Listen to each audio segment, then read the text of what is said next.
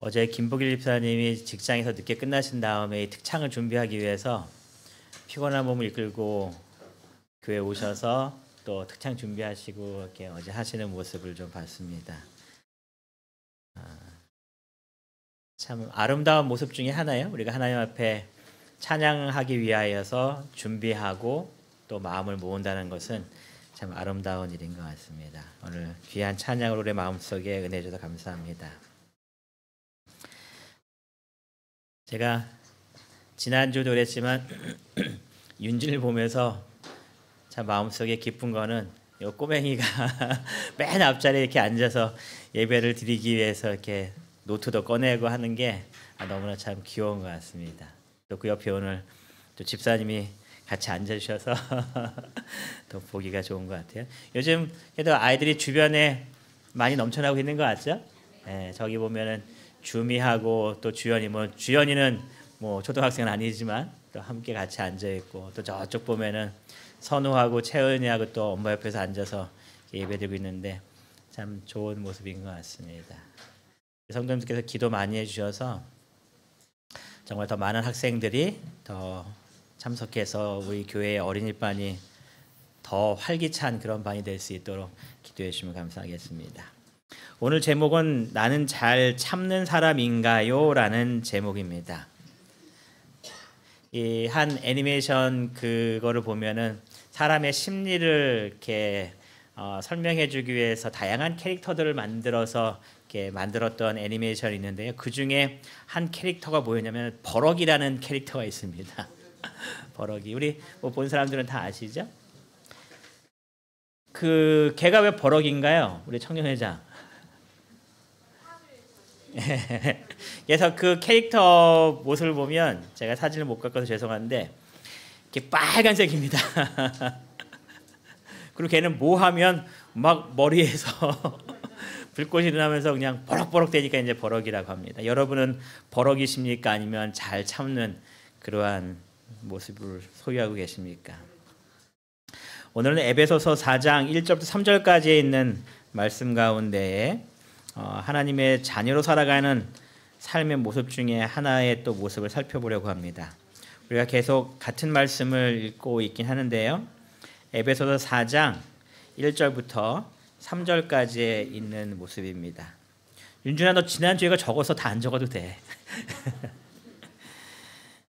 다 같이 에베소 4장 1절부터 3절까지에 있는 이 말씀을 우리 같이 읽도록 하겠습니다. 그러므로 시작. 그러므로 주 안에서 갇힌 내가 너희를 권하노니 너희가 부르심을 받은 일에 합당하게 행하여 모든 겸손과 온유로 하고 오래 참음으로 사랑 가운데서 서로 용납하고 평안에 매는 줄로 성령이 하나 되게 하신 것을 힘써 지키라. 아멘.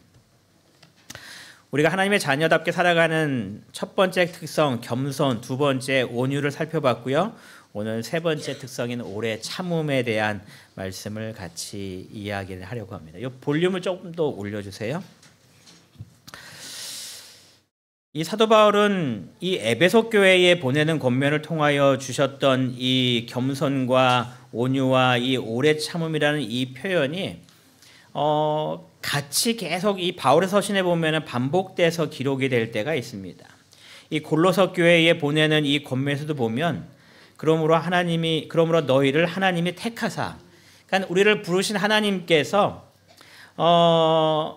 하나님의 자녀답게 우리를 살도록 만드셨는데, 그래서 거룩하고 사랑을 받은 자처럼 긍휼과 자비와 겸손과 온유와 오래 참음으로 옷 입는 그런 모습으로 우리가 살아야 한다라고 이야기를 합니다. 그래서 바울은 이 표현을 여러 번 계속 반복합니다. 겸손한 삶과 온유한 삶과 오래 참음의 그러한 삶의 모습을 우리들에게 이야기합니다. 이것은 성경에서만 강조하는 것이 아니라 여러 이 사상에서도 강조하는 것 같습니다. 이 공자의 제자 중에 이 자장이라는 사람이 있다고 그래요. 이 자장이 공자 밑에서 열심히 배운 다음에 이게 스승을 떠날 때에 공자한테 이렇게 이야기했다고 합니다.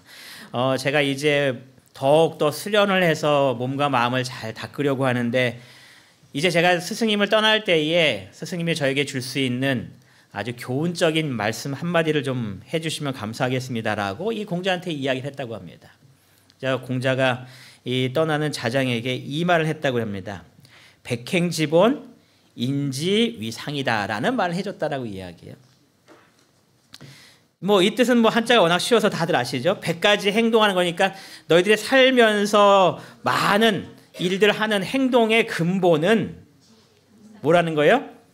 인지, 참는 것이 위상해갖고 최고다. 그러니까 공자가 말하기를 우리의 삶 속에서 가장 행동의 근본되는 중요한 것이 있는데 뭐라고 얘기하는 거예요? 바로 참는 것이다. 이게 동장사상에서도 비슷한 이야기를 하는 것 같습니다. 오래 참는 것이 우리가 덕을 쌓는 데에 가장 중요한 거니 모든 행동의 근본으로 참는 자가 되어라라는 이야기를 해줬다고 합니다. 그러면서 자장이 그럼 참는 것이 무엇입니까? 라고 묻자 이렇게 대답을 해줬다고 그래요. 많은 것 중에서 몇 가지만 넣으면 관리가 참으면 자리가 높아지고, 맞는 거 맞죠? 관리자가 막 화내는 것보다 참으면 자리가 높아지고, 형제가 참으면 집안이 부와 귀를 이루고, 형제들끼리 서로 참는 그런 화합된 모습. 남편과 아내가 참으면, 전장로님 뭘까요? 어디 계시나요? 남편과 아내가 참으면 뭘까요? 이게 재밌게 생각하더라고요. 이 공자 말하기를 남편과 아내가 참으면 세상을 함께 마칠 수 있고 100년 회로하다가 함께 같이 이제 생애를 마감한다는 그 뜻이죠. 서로 뿔뿔이 흩어지지 않고. 그래서 이런 쭉 이야기를 이렇게 합니다. 근데 공자는 여기까지 얘기했는데 저는 한 가지를 더 추가시켰어요. 이건 제가 만들어낸 겁니다. 성도가 참으면 교회가 하나 되어 부흥하고. 이 에베소 지금 그런 이야기를 했죠. 하나님의 자녀답게 사는 것 중에 가장 중요한 덕목을 이야기하면서 두 가지를 이야기할 때 첫 번째를 말하기를 참는 것이다, 인내하는 것이다 라고 얘기했습니다. 하나 되는 것을 지키기 위하여 참아야 된다. 그래서 성도가 참으면 교회가 하나 되어 부흥할 수 있다는 이 말씀을 기억하셔서 내 마음속에 잘 참을 수 있는 이 하나님의 자녀의 특성을 꼭 개발하게 되시기를 바랍니다. 여러분, 참는 것이 쉬울까요? 어려울까요? 참 어려워요. 그렇죠? 참아야지 하면서도 그것이 잘 이루어지지 않습니다. 그래서 이 한자에서도 참는 것이 얼마나 힘든 일인지 참을 인자에 이 보면 이 두 가지가 이렇게 딱 붙어서 지금 하나의 단어를 만들었어요. 그렇죠? 하나는 칼 도자와 마음 심자입니다. 그래서 많은 사람들이 말하기를 참는 것이 얼마나 어려운가, 마음을 칼로 찌르는 것 같이 견디기 힘들고 어려운 것이 바로 인이다라는 그런 표현을 했다라고 이야기합니다. 그럼 여러분, 우리가 얼마나 참으면 될까요? 성경에서 오래 참으라고 말씀하셨는데 몇 번 정도 참아주면 될까요? 이게 오래라는 것이 도대체 어느 정도까지 참아주라는 이야기일까요? 3초요? 맞아, 그 말 합니다. 화났을 때에 뭐 3가지 세고 뭐 몇 가지 세고 이제 그런 것들이 있어요. 누군가 내 마음속에 정말 버러기가 되도록 만들려고 하는 그런 일들을 만들어낼 때에 뭐 때때로 집에서도 자녀들이 우리를 힘들게 할 때가 있고요.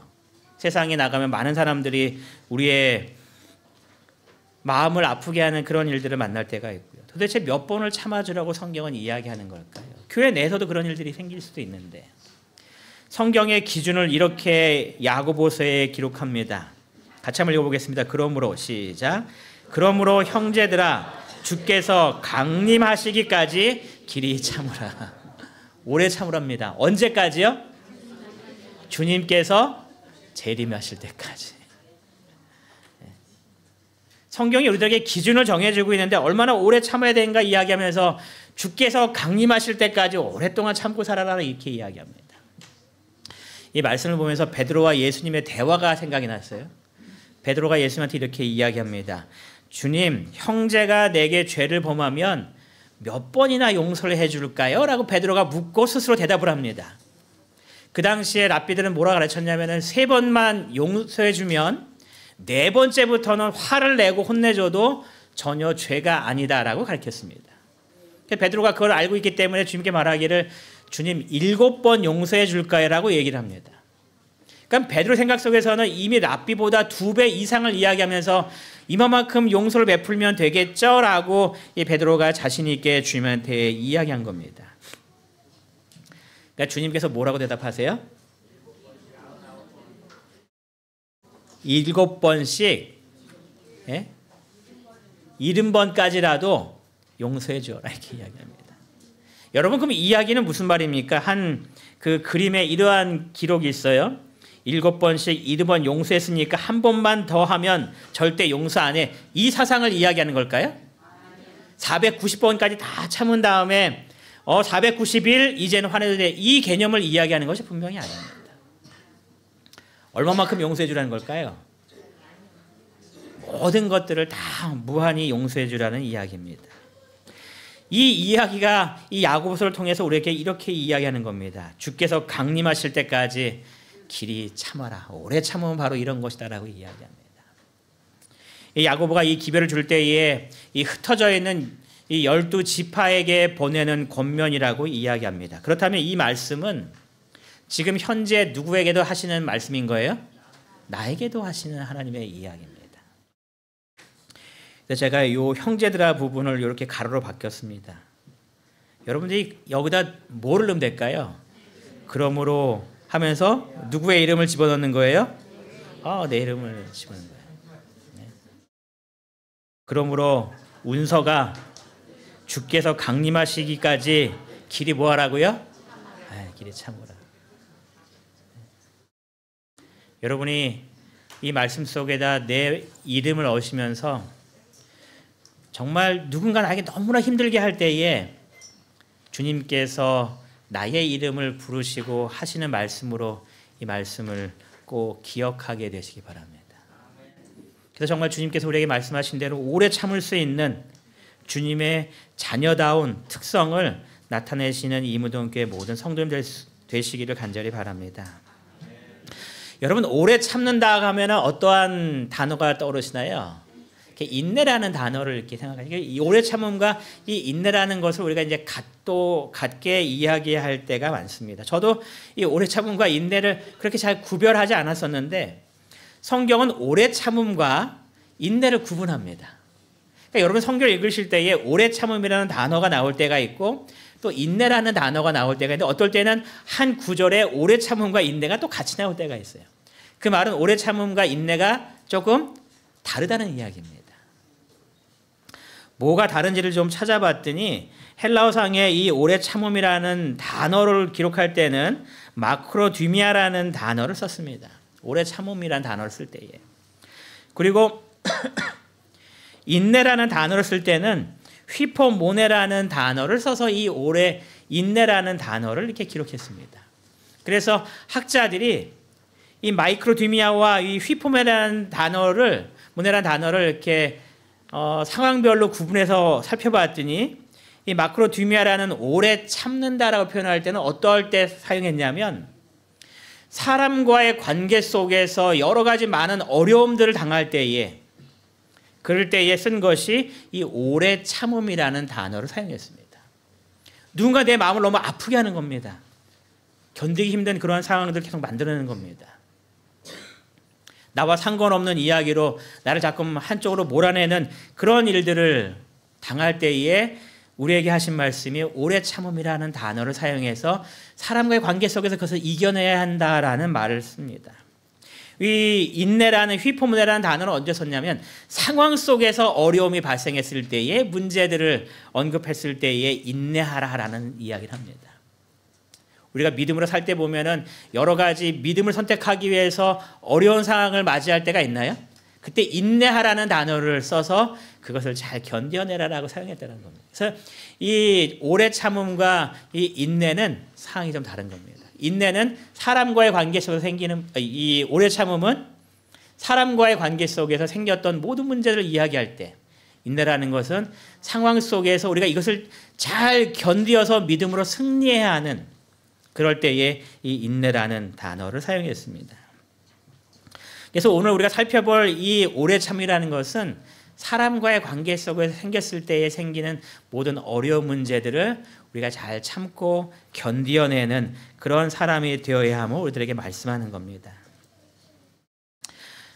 여러분, 모세가 이스라엘 백성들을 이끌고 가나안 땅으로 들어가기 위한 지도자로 부름을 받았습니다. 그런데 모세는 정작 가나안 땅에 들어가지를 못했습니다.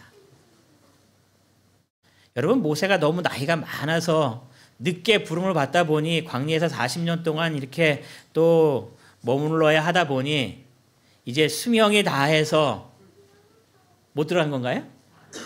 그것이 분명히 아니었습니다. 이 모세가 못 들어간 이유를 민수기는 쭉 설명을 하고 있는데요. 모세는 우리가 지난번에 살펴봤지만 온유함이 이 세상에 있는 모든 사람보다 가장 뛰어나다라고 하나님께서 인정한 사람이었습니다. 그래서 우리가 지난번에 미리암과 그 아론의 이 비난을 살펴봤을 때도 모세가 그 모든 것들을 잘 감당해내고 그들을 용서해주고 또 그 잘못 때문에 문둥병이 됐던 미리암을 위해서 기도해주는 그 모세의 온유한 모습을 우리가 볼 수 있었는데 민수기 20장에 나오는 이 모세의 모습은 좀 다른 모습이 등장합니다. 이 민수기 20장을 보시면 이들이 가네스에 도착했다라고 이야기합니다. 이제 가나안 땅에 들어가는데 이 에돔 족속의 땅을 통과하고 조금만 더 진입하면 이제 요단강 앞에 오게 됩니다. 그 말은 이제 가나안 땅으로 들어갈 날이 얼마 남지 않았다는 이야기입니다. 그런데 민수기 20장 2절에 기록하기를 가고 있는데 가데스에 도착했는데 뭐가 없는 거예요? 물이 없는 겁니다. 광야에 물이 없다는 이야기는 심각한 이야기죠. 그래서 모세와 아론에게로 백성들이 막 몰려오기 시작합니다. 왜 왔을까요? 자신의 지금 상황이 어려우니 어떻게 하면 좋을까요? 서로 의논하기 위해서 모였을까요? 3절에 보니까 그 이유를 이렇게 설명합니다. 사람들이 왔는데 모세와 뭐하고 있어요? 다투어서 말하고 있습니다. 모세에게 막 화를 내기 시작하는 겁니다. 모세를 원망하는 겁니다. 그리고 그들이 뭐라고 얘기하냐면은 형제들이 여호와 앞에 죽었을 때에 우리도 죽었으면 참 좋았을 것을 우리가 지금까지 살아있어서 이제 물 때문에 이렇게 큰 고통을 당해야 된다고 모세를 원망하고 있는 겁니다. 그 당시에 그냥 그 사람들처럼 사고로 죽었으면 이렇게 고통당하지 않을 텐데 이제 무리 없이 시간을 보내더니 우리가 얼마나 힘들고 괴롭겠냐고 모세에게 화를 내기 시작하는 겁니다. 그리고 4절에 말하기를 너희가 어찌하여 여호와의 회중을 이 광야로 인도하여서 우리와 우리 짐승이 다 여기서 죽게 하느냐라고 모세에게 화를 내고 있습니다. 5절에는 그들이 비난하기를 뭐라고 얘기하냐면은 우리를 애굽에서 나오게 하여 이 나쁜 곳으로 인도했다고 모세에게 지금 이야기하는 겁니다. 여기는 아무것도 없다고 마실 물도 없어서 이제 우리는 죽게 되었다고. 여러분 40년 전에 모세가 하나님께로부터 부름받고 이 미리암과 아론으로부터 이러한 큰 비난을 받을 때에 그 당시에는 모세가 잘 참았습니다. 근데 20장에 나오는 이 모세는 이 순간에 이 모든 것들을 참지 못합니다. 이제 곧 며칠만 가면 가나안 땅에 들어갈 수 있는데 이 실수를 인하여서 이 모세는 가나안 땅에 들어가지 못하는 안타까운 일들이 벌어집니다. 모세가 이런 회중들의 불만을 들었을 때 6절에 보면 모세는 정말 잘 반응했습니다. 모세와 아론이 회중 앞을 떠나 회막문에 이르러 뭐 했다고 기록되어 있어요? 하나님 앞에 엎드렸다라고 되어 있습니다. 하나님께 도움을 구했습니다. 하나님 도대체 이런 어려운 상황을 우리가 어떻게 견뎌나야 할까요? 우리가 어떻게 이 물 없는 문제를 해결해 나갈 수 있을까요? 하고 하나님한테 모든 것들을 다 고합니다. 정말 여기까지는 전혀 문제가 없어 보여요. 하나님을 찾고 하나님 안에서 문제를 해결하려고 하고. 그저 하나님께서 모세에게 이 모든 것들을 해결할 수 있는 방법을 알려주십니다. 하나님께서 모세에게 뭐라고 말씀하세요? 반석을 명하여 물을 내라 이렇게 이야기하십니다. 그래서 모세가 이제 하나님께로부터 어떻게 이 문제를 해결할 수 있는지 모든 답을 이제 가지고 이스라엘 백성들에게 가는 겁니다. 그럼 어떻게 써야 하나요? 하나님께서 말씀하신 대로 이 반석을 명하여 물을 내게 하면 이 모든 문제가 다 해결이 됩니다. 근데 10절에 보면 모세가 회중에게 이렇게 말합니다. 모세가 그들에게 이르되 이 반역한 너희들이여 들으라 하면서 화를 내기 시작합니다. 모세의 마음속에 뭔가 지금 불편함이 계속 남아있는 겁니다.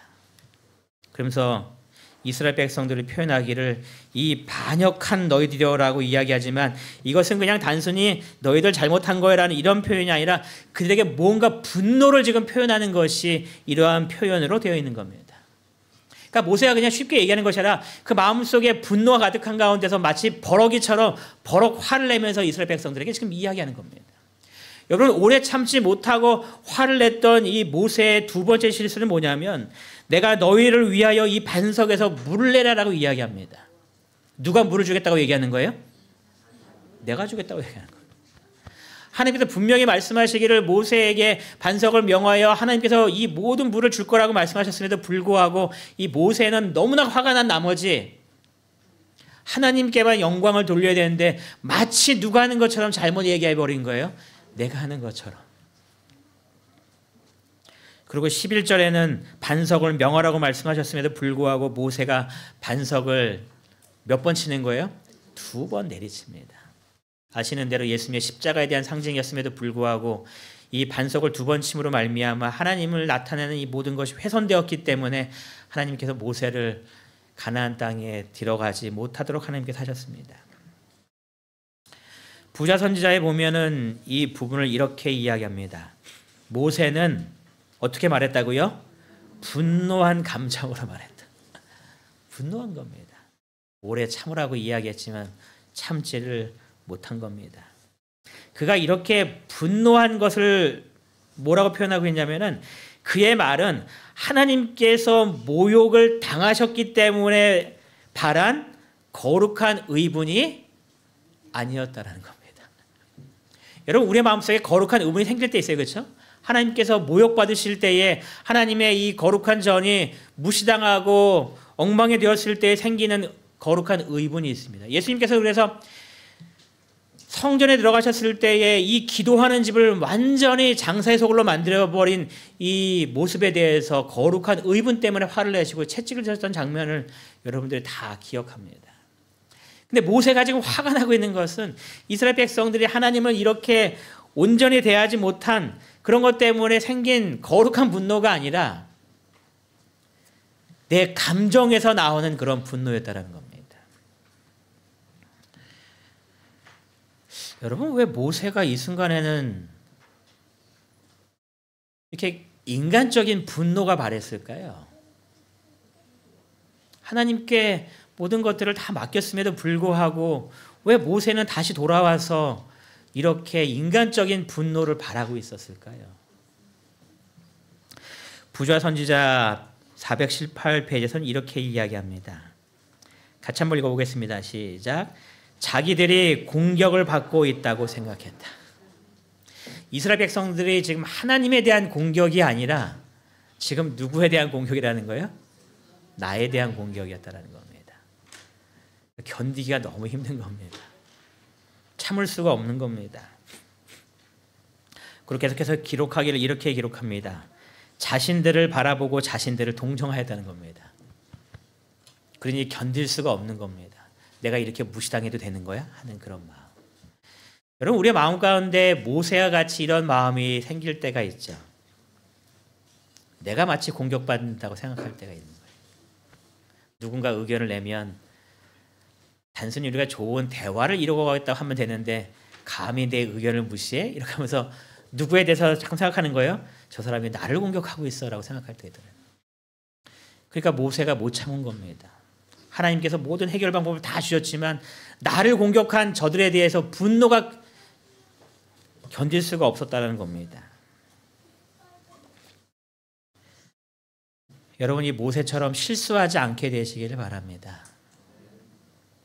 모세는 이 모든 것들을 나에 대한 공격으로 생각했고 그것이 너무 나를 힘들게 했기 때문에 모세가 그 모든 것들을 참지 못하고 결국은 화를 내는 가운데에 하지 말아야 될 죄를 범하는 그런 일까지도 하게 됩니다. 여러분, 우리가 화났을 때 이성적으로 잘 행동하면서 죄 짓지 않을 수 있을까요? 그게 불가능한 일입니다. 자신의 감정에 빠져서 하지 말아야 될 행동까지 해버리는 것이 바로 이러한 분노의 잘못된 모습으로 나타나게 됩니다. 그럼 오래 참으려면 어떻게 해야 될까요? 그런 정말 힘든 가운데서도 나를 공격하고 있는 것 같이 내 마음이 너무나 아프고 그런 상황 속에서 어떻게 하면 오래 참을 수 있을까요? 여러분, 참는 것이 좋은 걸까요? 나쁜 걸까요? 우리 어른들 가운데서 어떤 예전에 말씀들을 많이 하셨냐면은 참는 게 뭐다? 참는 게 미덕이다라고 이야기했습니다. 그래서 자녀들 가르칠 때도 참는 게 미덕이니 너는 참아야 되라 그렇게 가르쳤습니다. 저도 어렸을 때부터 참아야 된다는 그런 이야기를 많이 들었고요. 근데 2000년도가 넘어가면서 어떠한 말이 생겼냐면 참다가 병이 되는 마음의 병이 있는데 그것이 화병이다 이렇게 얘기했습니다. 참아야 된다고 분명히 이야기해요. 근데 참다 보면 뭐가 생겨버린 거예요? 화병이 생겨버린 겁니다. 여러분, 좀 이상하지 않아요? 하나님 말씀대로 참았는데 화병이 생겼다는 것이 좀 이상하지 않습니까? 이 젊은 화병 환자가 얼마나 증가했는가에 대해서 기록한 내용입니다. 이게 숫자가 계속 올라가고 있는 겁니다. 화병 때문에. 이 한 글에 보니까 이 화병에 대해서 어떻게 표현하고 있냐면 화병은 억울함, 분함, 속상함 등의 화를 제때 표현하지 못하거나 분출하지 못하고 6개월 이상 참아서 생기는 병이다. 이렇게 이야기. 6개월 동안 쌓인 겁니다. 그리고 5년 이상 쌓이게 되면은 어떤 증상이 나타나는가? 가슴이 답답하고 가슴이 뛰고 속에서 열이 치밀어 오르고 소화가 안 되고 그냥 한숨이 절로 나고 이게 5년 동안 참은 결과라고 이렇게 이야기합니다. 증세라고 이야기해요. 여러분도 이럴 때가 있을 수 있겠죠. 마음속에 화병이 가득한. 그래서 어떠한 사람은 오래 참는다라는 이 표현을 우리가 조금 잘못 이해하고 있다라고 표현할 때가 있습니다. 그래서 단순히 참는 것이 아니라고 이야기하는 거죠. 내가 어떻게 할 수 없는데 그걸로 막 그냥 감당도 못하면서 계속 참아나가는 것이 오래 참는 것의 모습은 아니라고 이야기합니다. 내 마음속에 그것을 수용할 수 있는 단계가 돼야 된다고 이야기하는 겁니다. 단순히 참음으로 해서 끝나는 것이 아니라 여러분, 그럴 때가 있어요. 계속 참다가 어느 순간 폭발할 때가 있습니다. 그거는 그 순간에 어떠한 분노 때문에 폭발한 것이 아니라 오랫동안 쌓여있다가 쌓인 분이 어떻게 돼버리는 거예요? 폭발하는 겁니다. 그래서 우리가 자녀들한테도 이런 표현을 쓸 때가 많아요. 너 한 번만 더 해봐 이렇게 표현할 때가 많아요. 이전 것은 하나도 잊혀지지 않은 겁니다. 두고두고 쌓여있다가 저놈 자식 또 그랬어 하면서 이제 폭발하기 시작하는. 그래서 오래 참다는 것은 여기에 다 저장했다라는 표현이 아니라는 겁니다. 그리고 참는다라는, 오래 참음이다라는 이 표현은 내가 하는 것이 아니라는 겁니다. 오래 참을 수 있는 것은 내가 하는 것이 분명히 아닙니다. 왜냐하면 내가 하는 것은 그냥 저장해 놓는 겁니다. 그러다가 감당할 수 없는 수준에 오면 폭발하는 겁니다. 그 전까지는 내가 할 수 있기 때문에 잘 눌러놨는데 갑자기 내가 할 수 없는 순간이 생기면 폭발하는 겁니다. 그래서 여러분, 오래 참는다라는 이 개념을 생각하실 때에 내가 하는 거라고 생각하시면 여러분의 어느 순간 폭발할 수밖에 없는 그런 상황이 생길 수밖에 없습니다. 시대소망은 이렇게 이야기합니다. 힘이 지나여 의지력이 약해지고 믿음으로 하나님 안에서 쉬기를 그치게 되는 그때에는 정의를 위하여 오랫동안 용감하게 섰던 자들도 뭐 했대요? 정복당하고 말았다라고 기록합니다. 정말 위대한 사람들이었지만 그들이 너무 연약해지고 의지력이 약해지는 가운데 믿음으로 하나님 붙드는 것을 놓쳤을 때에 그들이 정복당했다라고 이야기합니다. 그리고 모세의 이야기를 하는 겁니다. 모세도 이스라엘 백성과 같이 40년간 유리함으로 피곤해졌을 때에 그의 믿음은 무한하신 하나님의 능력을 뭐 했대요? 잠시 놓았다.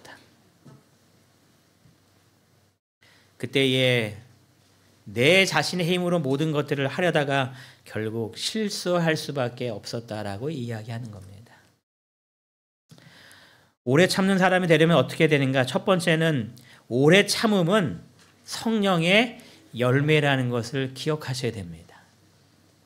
성령의 열매는 내가 노력해서 얻은 결과가 아니라 하나님께서 내 마음속에 오셔서 그러한 열매를 맺히도록 하나님께서 만들어 주셨기 때문에 생기는 것이 성령의 열매입니다. 성령의 열매를 쭉 이야기하면서 사랑과 희락과 화평과 그다음에 말씀하시기를 오래 참음과 성령 하나님께서 우리의 마음속에 역사하실 때에 생기는 하나의 능력이 있는데 그것은 오래 참을 수 있는 능력이라고 우리에게 말씀하는 겁니다. 그럼 여러분 우리가 해야 될 것은 무엇일까요? 성령 하나님께서 내 마음속에 임재하셔서 내가 잘 할 수 없는 이러한 능력을 가질 수 있도록 하나님께 간절히 구하는 그러한 모습이 필요한 겁니다. 하나님 오래 참을 수 있는 내 삶 속에 그런 수많은 일들이 생겼을 때에 그것을 넉넉히 견딜 수 있는 이 오래 참음의 성령의 열매를 저에게 허락해달라고 끊임없이 기도하시면서 그러한 삶을 사실 때에 하나님께서 우리의 마음속에 오래 참을 수 있는 능력을 허락해 주심을 분명히 기억하셔야 됩니다. 가정과 건강에 그래서 우리가 이것은 우연히 생기는 것이 아니기 때문에 우리가 이렇게 된다라고 기록해요. 매일 매년 우리는 자아를 정복하고 고상하고 용감한 사람으로 뭐 하게 된대요? 자라나는 겁니다. 그냥 어느 순간 보니까 뚝 이렇게 되는 것이 아니라 매일 매년 우리가 자아를 정복하고 그런 가운데서 고상한 사람으로 매일매일 성장하는 겁니다. 이것이 우리가 맡은 과업이다. 그러나 예수님의 도움과 확고한 결심과 흔들리지 않는 목적과 끊임없는 경성과 계속적인 기도가 없으면 그 일을 성취할 수 없다. 각 사람은 개인적으로 싸워야 할 싸움이 있다. 여러분 개인적으로 싸워가시는 겁니다. 그것을 이길 수 있도록 하기 위해 예수님의 도움이 필요하고 또 결심하시고 목적을 정해놓으시고 끊임없이 말씀과 기도를 통해서 그 목표까지 매일매일 자라나시는 겁니다. 이것은 우리의 과업이라고 이야기합니다. 내가 하셔야 될 문제입니다. 여러분 내 자신의 삶 속에 부족한 부분이 있으면 이것을 이루기 위하여 매일매일 주님을 붙드시고 내 부족함을 이길 수 있도록 자아와 싸워 승리하게 되시기를 바랍니다. 그래서 우리에게 좋은 습관이 필요하다고 이야기해요. 치료봉사에 그래서 우리가 이렇게 이야기합니다. 이 가정과 건강이라는 이 책과 이 치료봉사라는 이 책이 어떤 챕터냐면은 대인관계라는 챕터입니다.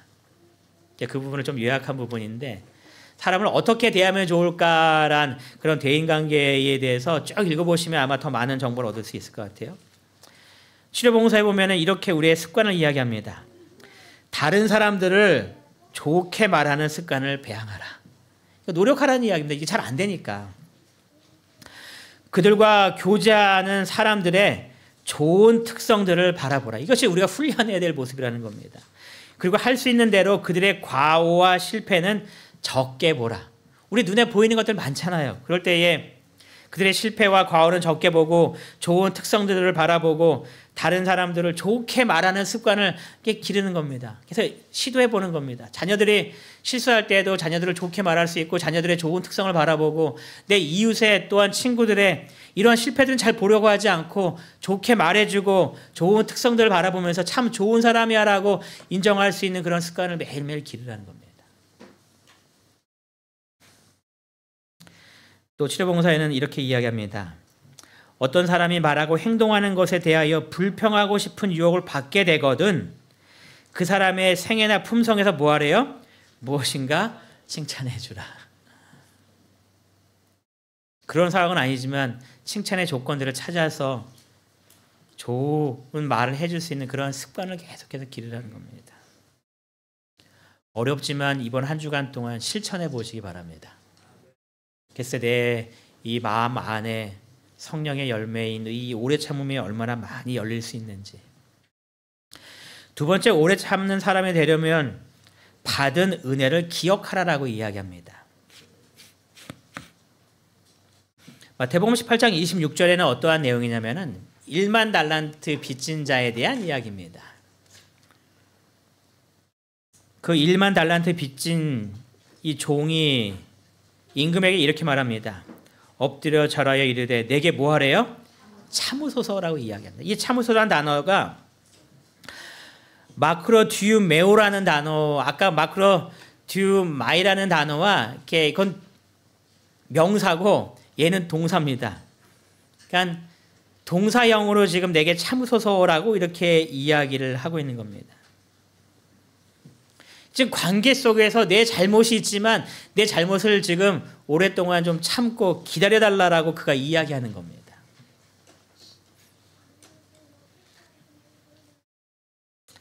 그러자 임금이 어떻게 해줘요? 이 모든 것들을 다 탕감해 줬습니다. 하나님께서 내게 베풀어 주신 그 은혜가 얼마나 큰지를 기억하라는 겁니다. 우리가 기억하지 못했을 때에 1만 달란트 탕감받은 자가 100데나리온 빚진 자를 바라보면서 마음속에 어떤 마음이 들었어요? 용서해 주려고 하는 마음이 아니라 너 왜 빨리 안 갚아하면서 옥에 가둬버리는 그러한 이야기입니다. 내가 얼마나 받은 은혜가 큰지를 그가 놓쳤다라는 이야기입니다. 어떠한 글에 보니까 이러한 글이 있는데 참 좋은 것 같아서 가지고 그냥 왔는데요. 그리스도인들이 오래 참을 수 있는 이유에 대해서 설명합니다. 그리스도인들이 오래 참을 수 있는 이유는 하나님께서 나라는 존재를 오래 참아주셨고 지금도 참아주시며 앞으로도 참아주실 것을 알고 있기 때문입니다. 그러니까 참아준다는 겁니다. 참을 수밖에 없다는 겁니다. 나라는 존재를 주님께서 참아주셨고 지금도 참아주시고 얼마나 마음에 안 들 때가 많겠습니까? 근데 그래도 참아주시고 또 앞으로도 실수할 거 많은 거 투성인데 그때도 역시 나를 참아주실 것을 알기 때문에 우리는 오래 참을 수 있는 사람이 되어야 된다고 이야기하는 겁니다. 여러분이 하나님께로부터 얼마나 큰 은혜를 받았는지를 꼭 기억하게 되시기 바랍니다. 내게 베풀어 주신 그 은혜 때문에 남을 참아줄 수 있는 그러한 사람. 그 치료봉사에 그래서 이 이야기를 이렇게 말합니다. 같이 한번 읽겠습니다. 시작. 만일 우리가 우리에 대한 하나님의 오래 참으심을 알게 되면 우리는 다른 사람들을 판단하거나 비난하지 않게 될 것이다. 그래서 뭐를 우리가 알아야 된다는 거예요? 하나님께서 나를 얼마나 오랫동안 참아주셨는지. 여러분 말씀을 보고 기도하실 때마다 이 하나님의 은혜를 꼭 기억하시기 바랍니다. 치료봉사 488편 이렇게 이야기해요. 그대의 생각을 그대를 위한 하나님의 위대한 사랑에 뭐해래요? 집중시키라. 하나님이 나를 얼마나 사랑하시는지. 그래서 그 사랑 속에서 그 은혜가 너무 크기 때문에 내 마음 속에 이 모든 것들을 견딜 수 있는 힘과 능력이 생긴다는 겁니다. 믿음은 시련을 견디고 유혹을 정하고 실망을 극복할 수 있는 사람이 된다는 겁니다. 내가 막 이렇게 해야지 참아야지 막 노력하면서 얻은 결과가 아니라 이런 것들을 기억하고 바라볼 때에 성령의 열매가 내 안에서 주렁주렁 열기 시작하는 겁니다. 그러니까 힘든 상황이 생겼지만 그것을 내가 억지로 참아야 돼 하고 누르는 것이 아니라 그것을 그냥 견딜 수 있는 사람으로 변해버린 겁니다. 여러분이 하려고 하지 마시고 성령의 열매임을 기억하시고 하나님의 은혜를 생각할 때에 내 안에 그 은혜가 넘쳐나서 생기는 하나님의 은혜임을 기억하셔서 오래 참는 사람이 되기 위하여 이런 것들을 실천하시기 바랍니다. 세 번째는 하나님의 약속들을 기억하라라고 이렇게 되어 있어요. 성경에 수많은 약속들이 있습니다. 그 약속들을 기억하라는 겁니다. 그래서 가정과 건강 321페이지에 이렇게 보시면 찌르는 듯이 비난하는 말들이 폭풍같이 쏟아질 때 상당히 힘든 순간이라는 거죠. 찌르는 듯한 비난입니다. 그러니까 얼마나 마음이 아프겠습니까? 막 푹푹 찌르는 겁니다. 내 마음을. 그런데 이것이 조금만 내렸으면 좋겠는데 뭐처럼 내리고 있어요? 폭풍같이 막 쏟아지는 겁니다. 여러분 비가 뭐 하여튼 장대비 폭풍 내릴 때 그거 아시죠? 뭐 전혀 우상도 뭐 감당하지 못하는 비난의 화살이, 비난의 말들이 내 마음을 이렇게 막 찌르고 있어서 견딜 수 없는 상황입니다. 그때에 어떻게 하라고 그래요? 마음이 하나님의 말씀에 머물게 있게 하라. 말씀을 붙들라는 얘기입니다. 왜냐하면 내가 견딜 수 있는 상황이 아니기 때문에 그렇습니다. 마음과 정신에 하나님의 약속을 뭐 하래요? 저장해두라. 여러분 기억절을 암송하라고 하는 거 그냥 선물 받기 위해서 하는 거 아닙니다. 여러분 말씀을 암송하는 것은 그걸 알고 있어야지만, 외웠어야지만 그 순간에 뭐 할 수 있는 거예요? 그 말씀을 붙들 수 있는 겁니다. 여러분 정말 너무 힘든데 여러분 머릿속으로 아무런 말씀이 떠오르지 않으면 여러분 무엇을 붙잡겠습니까? 말씀을 외우려고 노력하시기 바랍니다. 뭐 잊어버려셔도 괜찮아요. 왜냐하면 여러분들이 외우려고 노력했던 것은 다 어디에 저장되어 있을까요? 여기 뇌에 다 저장되어 있습니다. 여러분들이 출력을 못하는 것뿐이지 다 저장은 되어 있습니다. 아주 똑똑한 사람과 그렇지 못한 사람의 차이점은 뭐의 차이점이라고 얘기하냐면은 뇌에 저장된 것을 출력해낼 수 있는 그 능력이 부족하기 때문에 못하는 것이지 여기는 이미 다 저장되어 있다는 겁니다. 여러분이 너무나 힘들 때에 출력해낼 수 있도록 성령 하나님께서 도와주시는 겁니다. 그럼 내 머릿속에 있던 그 기억들이 되살아나면서 그 약속들을 붙잡을 수 있도록 말씀이 내 마음 가운데 줄줄줄 이렇게 나가기 시작하는 겁니다. 그러니까 여러분 말씀을 암송하려고 노력하셔야 돼요. 그래야지만 하나님께서 여기 저장된 것들을 불러 낼 수 있도록 도와주시지 아무것도 없는데 도와주실 수는 없는 겁니다. 그래서 어떤 말씀들을 쭉 이렇게 언급하고 있냐면 이 말씀들은 이런 거 있구나 그냥 보시면 될 것 같아요. 이런 말씀들을 쭉 기록합니다. 몇 개 더 있는데 그냥 이 4개만 좀 기록했는데요. 악에게 지지 말고 뭐 하래요? 선으로 악을 이겨내 하고 이제 그 말씀을 붙이는 거죠. 내가 여기서 분노해서 실수하면 안 돼 하는 마음. 또 시편에 보니까 너의 길을 여호와께 맡기라. 저를 의지하면 저가 더 이루시고 내 의를 못같이 해주신대요. 빛같이 나타내시며 내 공의를 정오의 빛같이. 내가 나를 드러내려고 하지 않아도 하나님께 다 맡기면 하나님께서 나의 의를 빛과 같이 나중에 다 이렇게 알려주실 거야. 누가 보면 12장 2절은 이것은 조금 다른 표현이긴 하지만 감추인 것이 드러나지 않을 것이 없고 그 사람의 잘못이라면 하나님께서 분명히 그 사람의 잘못을 비춰내실 것이고 내가 잘못이 없다면 내가 지금 비난당하고 있지만 이 모든 것들을 다 하나님께서 밝혀내실 거야.